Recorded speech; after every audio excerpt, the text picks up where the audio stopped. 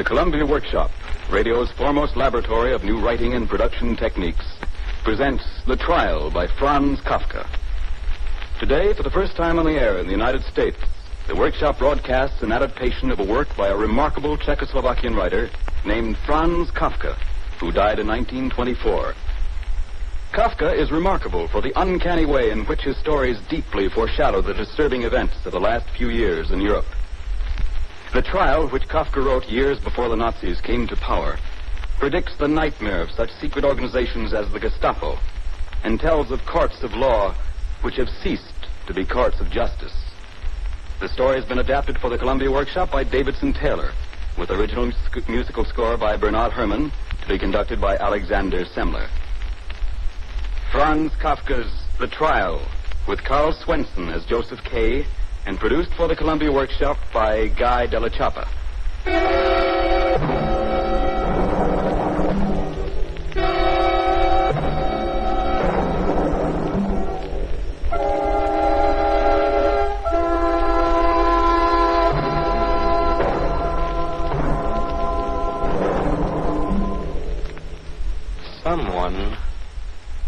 Someone must have been telling lies about Joseph K.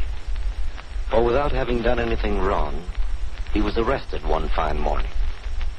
His landlady, Mrs. G., who always brought him breakfast at 8 o'clock, failed to appear on this occasion. This had never happened before. K. waited a little while longer, and then feeling put out and hungry, he rang the bell.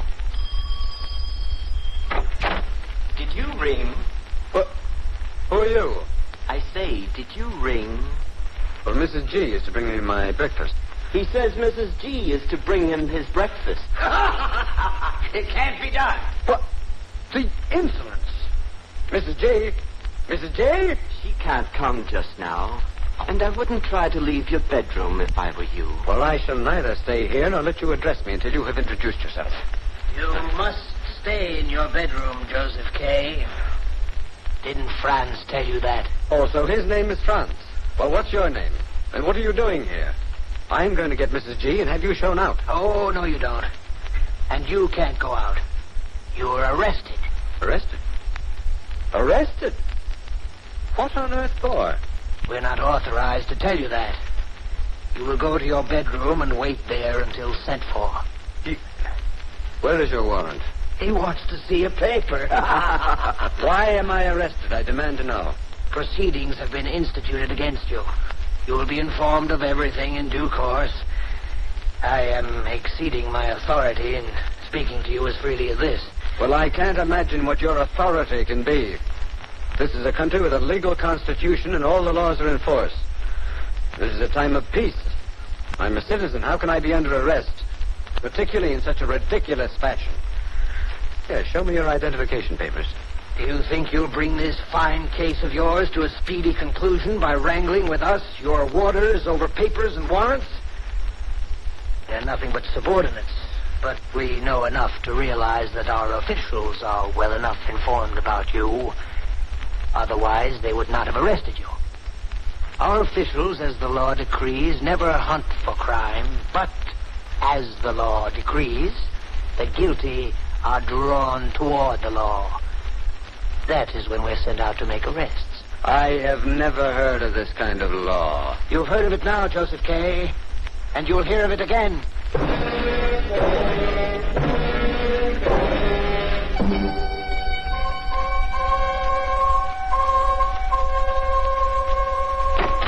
All right, Joseph K. The inspector will see you now. Well, it's about time. Here he is, Inspector. Uh-huh. Joseph K. That's my name. You are presumably very much surprised at the events of the morning. Why, certainly, Inspector. Certainly I was surprised. But I can't say that I was very much surprised. Not very much surprised. Just what do you mean by that? Well, I rather thought this whole thing might be a little joke. Oh, you thought it was a joke, did you? Yes. Well, now, seriously, it can't be an affair of any great importance. I argue this from the fact that though I am accused of something, I cannot recall the slightest offense that might be charged against me. Can't you think? No, I really can't. Now, see here, Inspector, I think I'm at least entitled to know what the charge against me is. What is it? Joseph K., you are laboring under a great delusion. Perhaps you think that because Franz and Willem here, and I too have no uniforms, that we are not entitled to arrest you. Well, we are, and we've done so. But even I don't know whether you are charged with an offense. All I know is that you are arrested. Oh, see here, this is sheer nonsense. May I be permitted to call the manager of my bank? I don't see any use in that, since you're going to work in a few minutes anyway. How can I if I'm under arrest? You are under arrest. But that need not hinder your going to work. Not now, at any rate. Oh. Well, then, being arrested by you isn't so bad. You think not? Well, since I can go on about my work. Well, why did you take the trouble to tell me I was arrested? It was my duty. Well, it was a very stupid duty. Be that as it may, I should like to warn you that there will be those at the bank who will be watching you. You may talk to anyone you like. But remember, you do not know who is your friend and who is ours.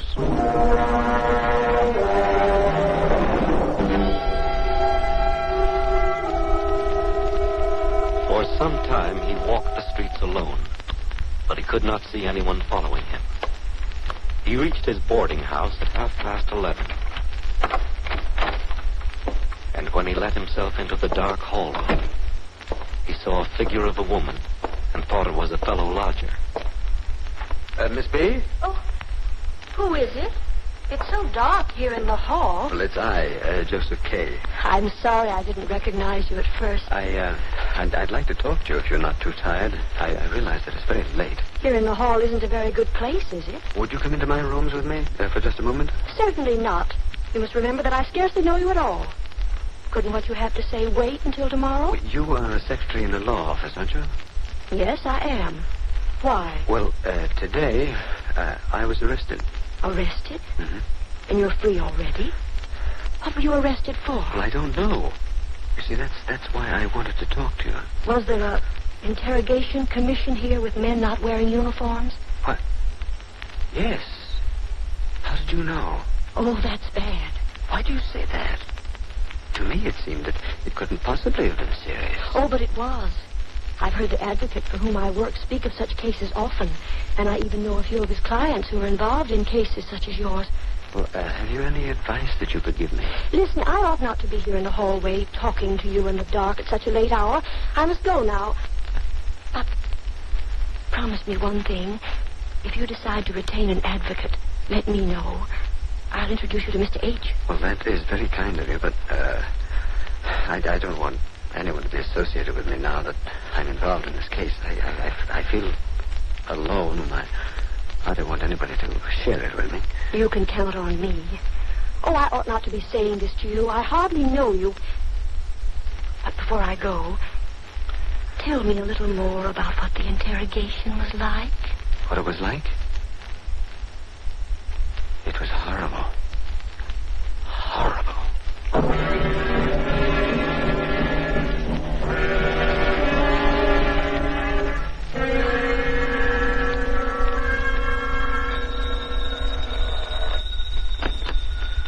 Hello? Is this Joseph K.? Yes? To whom am I speaking, please? Joseph K., tomorrow is Sunday. Who is this? Tomorrow, a short inquiry into your case will take place. I insist on knowing who is speaking. Tomorrow morning at 10 o'clock, you are to be at 9X Street.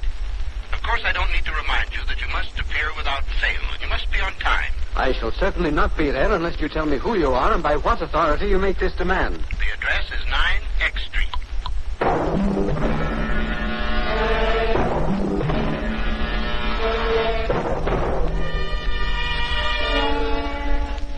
The guilty are drawn toward the law. That was what the warder, Willem, had said when he arrested Joseph K. Next morning, almost without realizing it, Joseph K. found himself at 9X Street. Since he did not know for whom to ask, he invented a carpenter called L. and asked for him at every room, on every floor, until he reached the top floor of the building. Is there a carpenter named L who lives here? Please come in. Well, I'm looking for a carpenter named L. I know. Come right in. There are a few people here already. Here he is. You are late. You should have been here an hour and 5 minutes ago. Whether I'm late or not, I'm here now. Will you kindly step to the platform? Now then, sir, sit down. You're a house painter, I believe? I certainly am not. I'm an officer of a very prominent bank, and my name is Joseph K. There will be no more laughter at this examination. This question of yours about my being a house painter is typical of the whole character of this absurd trial being foisted on me. What has happened to me is so unimportant as to be ludicrous. But it is possible that other people have been subjected to the same treatment as I. Now, it's possible that other men have been arrested, as you call it, in their own homes for a nameless reason, and summoned to an inquiry by a nameless voice speaking over the telephone. Well, it's for the other men I speak, not myself. By what authority do you do these things? How do you dare do them in this law-abiding country? Bravo! Why not? I know that there must be some sort of organization in back of you. You wouldn't dare go to such lengths. But that organization must, in its upper limits, be at least somewhat corrupt, or else it would not invade the homes of innocent men and lay upon them secret charges which are not even stated. I will not be interrogated, and I intend to report this entire matter to the officials. Joseph K., in a moment you may go. But before you go, I should like you to know that everyone here today is an official. Are you not officials? Yes. Turn and look at the audience assembled here. Turn around. Look at them. Now I'm going to ask that every man here will turn back his lapel. There, do you see? Do you see those badges? Yes, I see them. Take a good look at them. And remember that such a badge as that may be under the lapel of any man you meet. On the street, in your waiting room, in your boarding house, on the bus, at the theater, on the stairs. Joseph K., you may go now.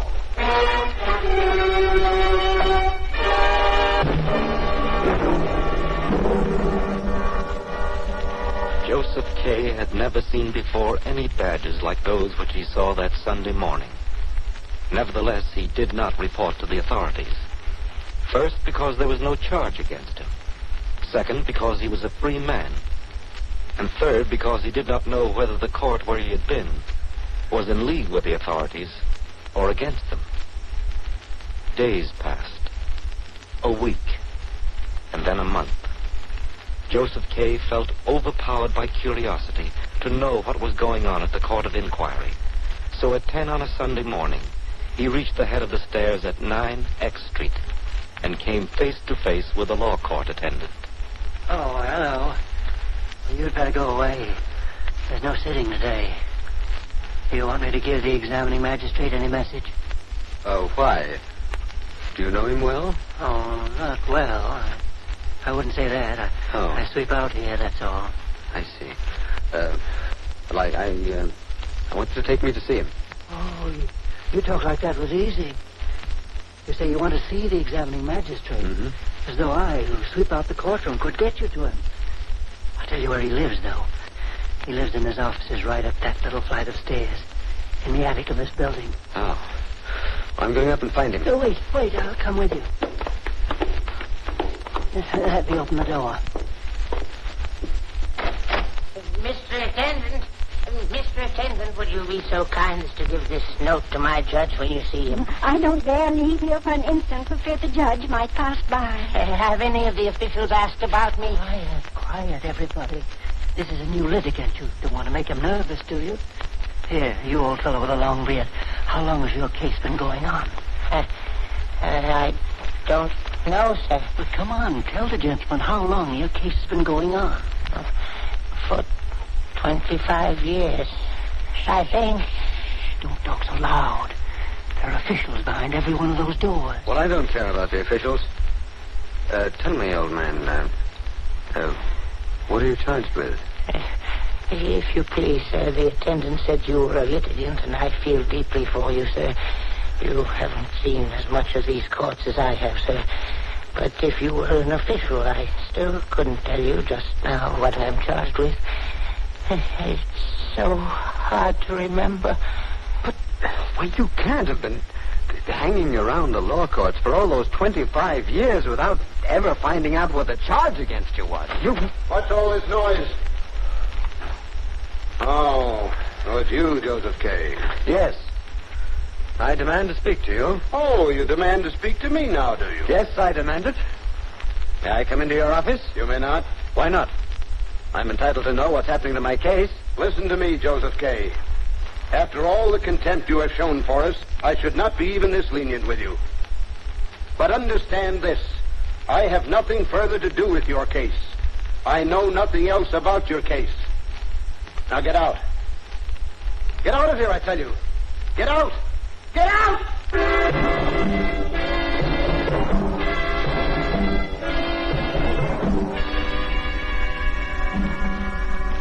Joseph K. tried to put all thoughts of his case from him.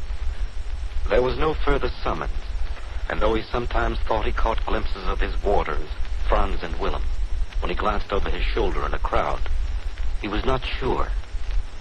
One day, when he was in his office at the bank, the door burst open, and in strode his uncle from the country.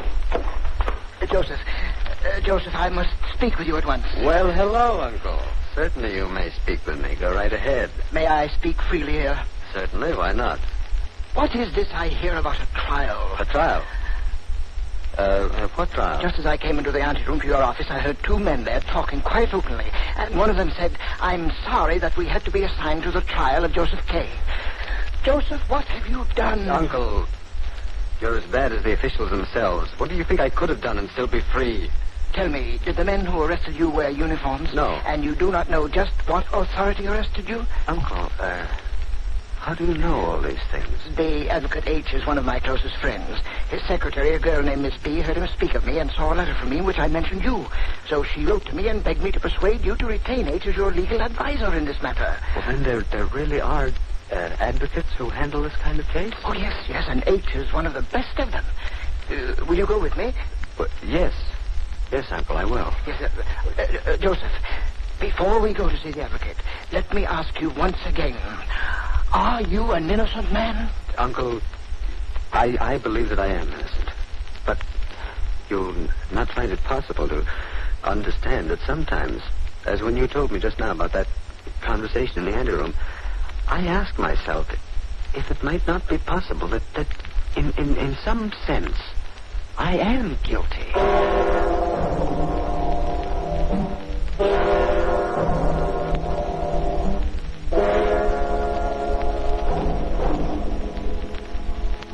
It is 11 months since your uncle first brought you in to see me, Joseph K. Heretofore, I have not told you what the possible verdicts may be. Well, I want to know them. I want to know the worst that can happen. You know that at my advanced age, I have abandoned my regular practice to handle just such cases as yours. All my life long, such cases have interested me deeply, and I have handled many of them. But never in my life have I known these law courts to give a definitive acquittal. Well, but surely some of the men were innocent. That is possible. I don't dispute that. But it is also possible that all of them were guilty. But if no definite acquittal is possible, what other verdicts can there be? Well, there is ostensible acquittal. Well, what's that? In ostensible acquittal, the accused makes an affidavit of his innocence, which is circulated to all the judges. If a sufficient number of judges approve it, the affidavit is given to the judge in charge of your case. He may then, on the responsibility of the other judges, free you. Well, and that is the end of it? No, not at all. Any judge who has not signed the papers may at any time have you arrested again. Then the process is to be gone through with all over again. Why Why haven't you told me this before? Do you want to make an affidavit of your innocence now? I'll be glad to circulate it. No. No, I don't believe I want to make an affidavit. Not just now. It seems so hopeless.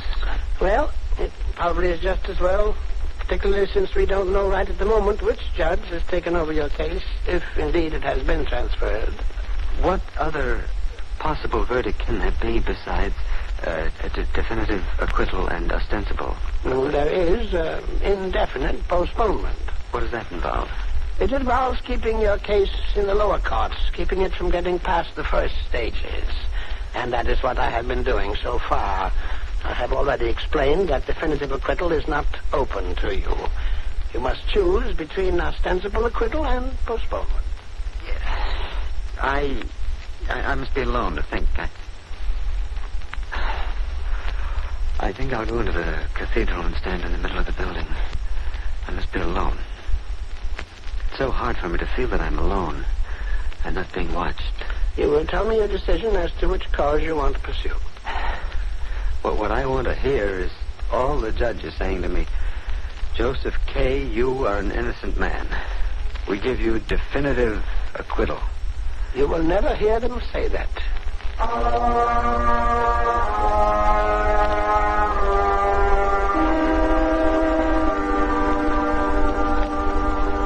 From the middle of the cathedral, Joseph K. could see it was deserted. No one had followed him into the church. No one was there when he arrived. No one appeared except a man dressed as a priest who walked slowly to the pulpit and, mounting it as though the time had come to preach a sermon, turned and faced the empty house. Joseph K. No. That can't be. I must get out of here. I must get out of here. Joseph K., I command you to stop. Come here and stand beneath the pulpit.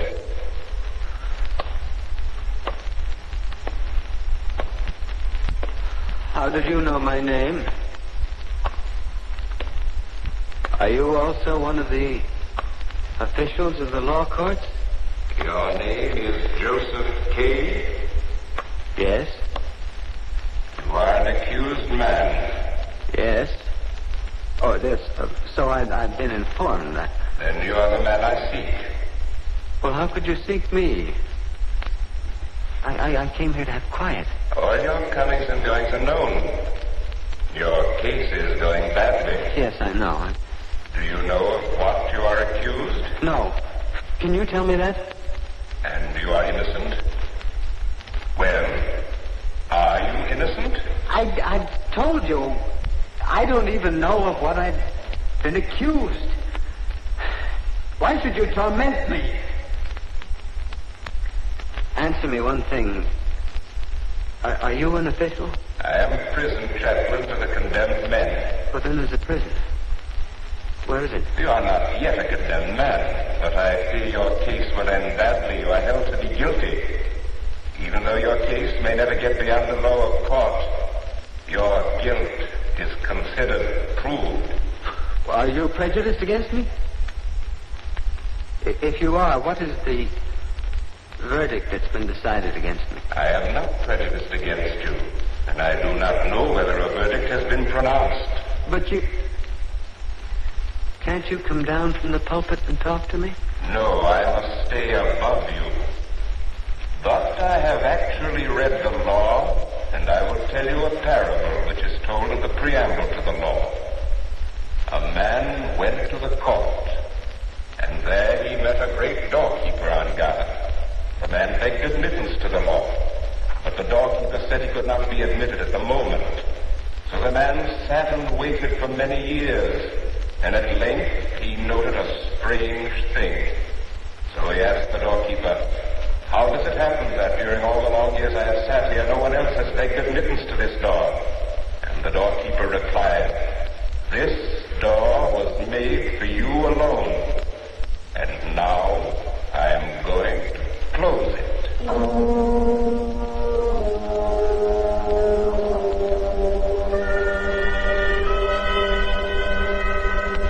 That night, while Joseph K. was sitting in his room, two men entered without knocking. Oh. Franz and Willem. That's right. We have come for you. I was almost expecting you. We shall have to lock our arms through yours. I don't see why that's necessary. It is necessary.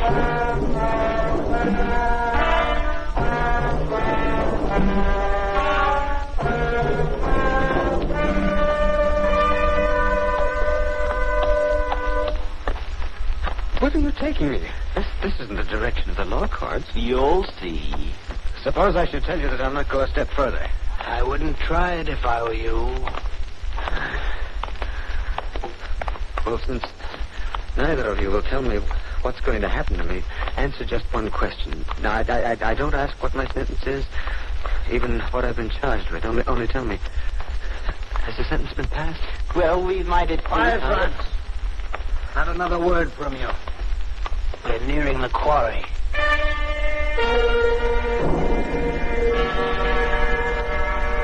Why do you bring me to this deserted stone quarry? There's no court here, no judge, no... I've received no warning of anything. What do you intend to do? Joseph K., there's no further need for you to cry out. What? We're far from the edge of town, and no one but Franz and I can hear you. Franz, give me the knife. Yes. Take this knife, Joseph K. Take it yourself. You are to be your own executioner. I'll not take the knife. I'll not do that. Then we must tie you to this rock. Lean back against it. Have you the noose on his wrist, Franz? Yes, I have it. Spread out your arms, Joseph K. Franz, there's someone coming. There's a light on the edge of the quarry. Help, for God's sake! Give me the knife. Joseph K., are you guilty of the crime for which you are about to die?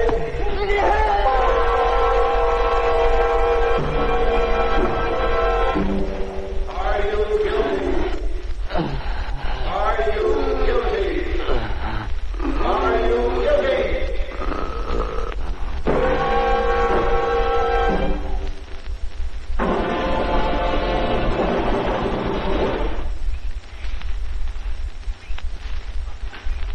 So ends The Trial by Franz Kafka. The story was adapted for radio by Davidson Taylor and was based on the English translation as published by Alfred Knopf. Bernard Herrmann composed the special musical score, and Alexander Semler conducted. The role of Joseph K. was played by Carl Swenson. The trial was directed for the Columbia Workshop by Guy Della Chapa.